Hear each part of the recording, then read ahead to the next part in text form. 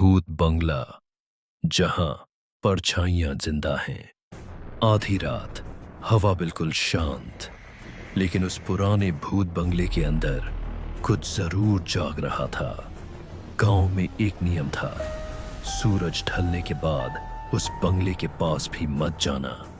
लेकिन अर्जुन, जो हमेशा खुद को बहादुर समझता था, उसने इस चेतावनी को चुनौती समझ लिया। एक रात वो अकेला ही उस बंगले में चला गया। जैसे ही उसने अंदर कदम रखा, धड़ाम, दरवाजा अपने आप बंद हो गया। अर्जुन ने पीछे मुड़कर देखा।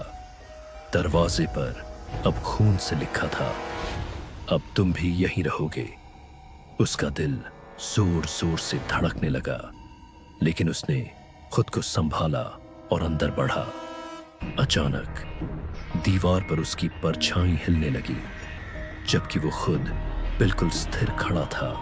उसने डरते हुए अपनी परछाई को देखा और तभी उसकी परछाई धीरे धीरे उससे अलग होकर दीवार से नीचे उतरने लगी।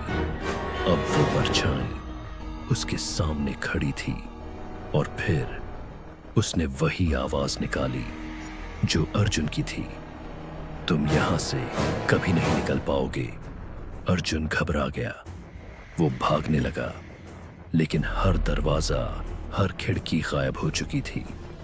अब सिर्फ एक लंबा अंधेरा गलियारा बचा था।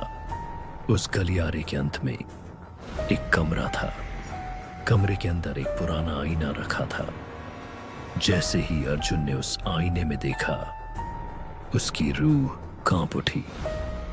आईने में उसका चेहरा नहीं था, बल्कि सैकड़ों डरावने चेहरे उसे घूर रहे थे और हर चेहरा चीख रहा था, हमें बाहर निकालो। अचानक आईने के अंदर से एक हाथ निकला और अर्जुन की गर्दन पकड़ ली।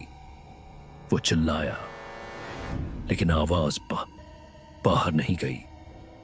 धीरे धीरे उसका शरीर आईने के अंदर खिंचता चला गया और फिर सब कुछ शांत हो गया।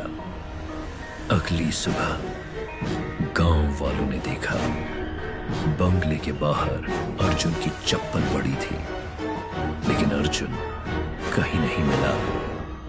बस उस कमरे के आईने में एक नया चेहरा दिख रहा था।